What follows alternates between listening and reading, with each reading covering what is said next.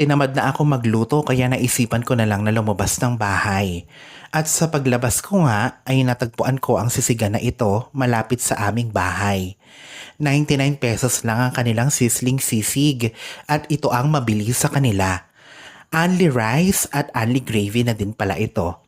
Nakaka-good vibes din yung lugar kung saan ako kumain kasi sa labas ito at presko dahil marami pang puno sa labas.